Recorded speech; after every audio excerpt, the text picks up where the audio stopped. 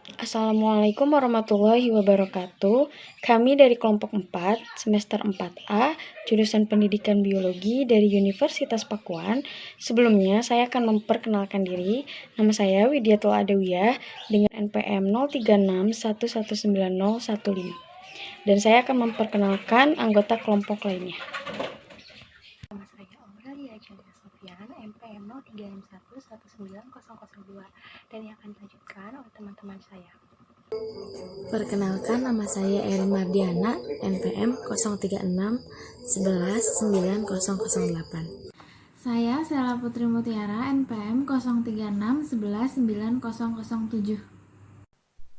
Nama saya Selah Fatia Rosalina, NPM 036119020. Perkenalkan, nama saya Konita Sabrina, NPM 036119019. Pada kesempatan ini kami akan membahas tentang sistem peredaran darah atau sistem transportasi pada manusia, mengenai pengertian, fungsi, mekanisme, organ dalam sistem peredaran darah, gangguan pada sistem peredaran darah, dan cara pencegahannya. Sistem transportasi adalah suatu sistem organ yang berfungsi memindahkan zat dan nutrisi dari sel menuju sel. Sistem ini juga membantu stabilisasi suhu dan pH tubuh. Peredaran darah manusia memiliki peran yang sangat penting bagi tubuh.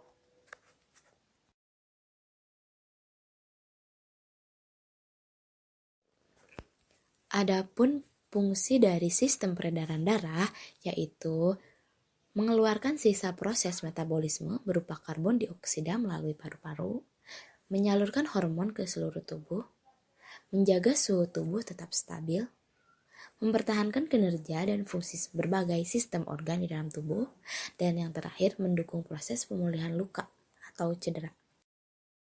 Berikut adalah organ-organ dalam sistem peredaran darah pada manusia. Pertama, jantung. Jantung merupakan salah satu organ vital dalam tubuh manusia yang berfungsi untuk memompa darah ke seluruh tubuh. Kedua, pembuluh darah. Pembuluh darah merupakan bagian dari sistem peredaran darah yang berfungsi untuk mengedarkan darah dari jantung ke berbagai organ dan jaringan tubuh maupun sebaliknya. Yang ketiga, darah. Darah merupakan komponen terpenting dari sistem peredaran darah manusia. Darah berperan sebagai pembawa nutrisi, oksigen, hormon, dan antibodi ke seluruh tubuh. Mekanisme pada sistem peredaran darah manusia terbagi menjadi 3, yaitu pertama, sirkulasi sistemik. Sirkulasi sistemik merupakan sirkulasi darah yang mencakup seluruh tubuh.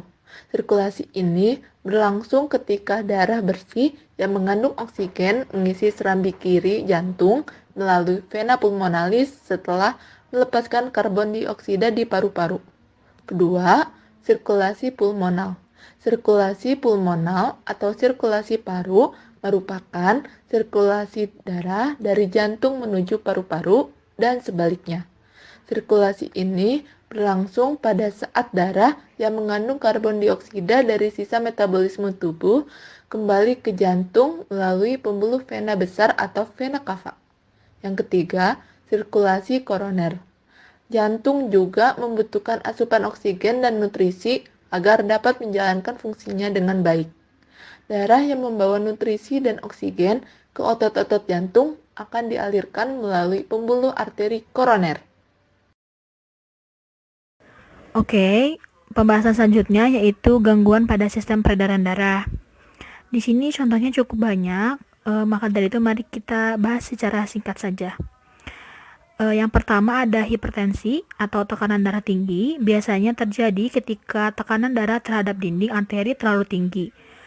Lalu yang kedua ada sumbatan pembuluh darah arteri atau aterosklerosis, di mana menumpuknya lemak, kolesterol, dan zat lain di dalam dan dinding arteri. Yang ketiga ada penyakit jantung koroner atau arteri koroner. Hal ini biasanya terjadinya kerusakan atau penyakit pada pembuluh darah jantung.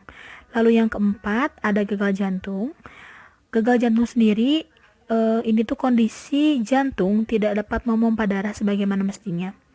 Lalu yang kelima ada aneurisma aorta, yaitu penggelembungan yang terjadi pada aorta atau pembuluh darah aorta. Lalu yang keenam ini gangguan irama jantung atau aritmia. Lalu yang ketujuh ada henti jantung. Henti jantung ini hilangnya fungsi jantung atau nafas secara tiba-tiba. Lalu yang kedelapan ada shock. Yang kesembilan ada kelainan otot jantung atau lemah jantung, kardiomiopati. Hal ini biasanya berkurangnya kemampuan jantung untuk memompa darah. Lalu yang ke-10 ada penyakit arteri perifer atau PAD, di mana pembuluh darah itu menyempit hingga mengurangi aliran darah menuju ke kaki. Lalu yang ke-11 ada emboli dan trombosis vena dalam. Hal ini biasanya itu terjadinya pemblokiran tiba-tiba pada arteri ini. Lalu yang ke-12 ada penyakit jantung bawaan. Penyakit jantung bawaan sendiri biasanya terjadi atau berkembang itu sebelum kelahiran. Seperti itu pembahasan singkat mengenai gangguan pada sistem peredaran darah. Cegah gangguan sistem peredaran darah. Yang pertama, mengkonsumsi makanan yang memperlancar peredaran darah. Dengan mengkonsumsi ikan yang kaya asam lemak omega 3, lalu mengkonsumsi makanan kaya antioksidan seperti bawang bombay, buah-buahan sitrus, serta berbagai jenis buah beri untuk melindungi pembuluh darah dari radikal bebas. Selain mengkonsumsi makanan yang bergizi, hindari terlalu banyak mengkonsumsi makanan yang tinggi lemak, gula, dan garam. Yang kedua, menghindari kebiasaan merokok. Menghindari kebiasaan merokok adalah salah satu kunci melancarkan peredaran darah. Rokok mengandung berbagai bahan aktif yang berbahaya dan salah satunya adalah nikotin. Paparan nikotin pada tubuh dapat merusak pembuluh darah dan mengentalkan darah sehingga sirkulasinya menjadi terganggu. Yang ketiga, menjaga berat badan ideal. Berat badan yang ideal akan melindungi dari resiko obesitas. Obesitas tidak hanya menghambat sistem peredaran darah, tapi juga memicu penumpukan plak pada pembuluh arteri.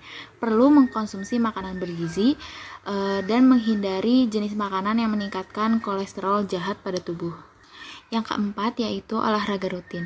Berolahraga bisa membantu menguatkan jantung dan membantu mengurangi kelebihan lemak di tubuh.